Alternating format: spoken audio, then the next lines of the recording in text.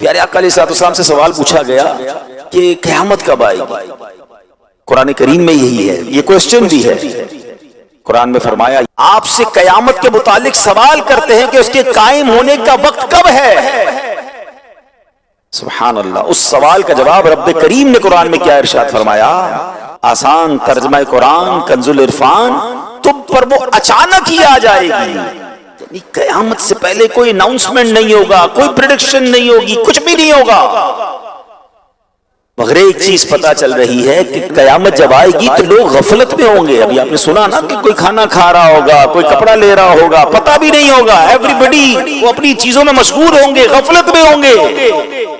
جب لوگ اس سے بالکل غافل ہوں گے، اپنی مصروفیت میں ہوں گے، دنیاوی لگن میں ہوں گے، کاموں میں مگن ہوں گے، قیامت کی طرف دھیان ہی نہیں ہوگا، اس وقت قیامت آ جائے گی۔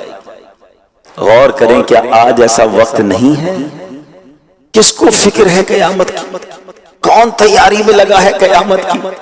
آج تو لوگ ایسے جی رہے جیسے مرنا ہی نہیں ہے، پلاننگز ہیں، ڈیٹیلز ہیں، شیڈیولز ہیں، کل یہ کرنا ہے، پرسوں یہ کرنا ہے، اس سال یہ ٹارگٹ اچیو کرنا ہے، 5 سال میں یہ کرنا ہے، 10 سال میں یہ کرنا ہے۔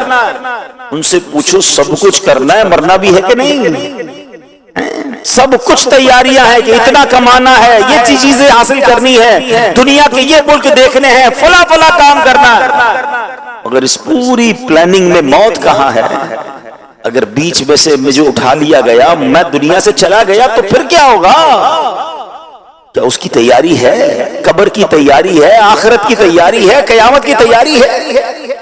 ساری زندگی کھیل کود، دنیا کے مزے، بڑی تعداد اس وقت دنیا میں ایسے جی رہی ہے کہ نہ آخرت کی فکر ہے، نہ قبر کی فکر ہے، نہ قیامت کی فکر ہے۔ اعلیٰ حضرت کہتے ہیں نا، دن لہو میں کھونا تجھے، شب صبح تک سونا تجھے، یعنی دن کھیل کود میں گزارنا ہے، رات سونے میں گزارنی ہے، نہ نمازیں ہیں، نہ عبادت ہے، نہ تلاوت ہے، نہ خوف خدا ہے۔ دن لہو میں کھونا تجھے، شب صبح تک سونا تجھے، شرم نبی خوف خدا یہ بھی نہیں وہ بھی نہیں، کوئی ٹینشن، کوئی فکر، کوئی خوف خدا نہیں۔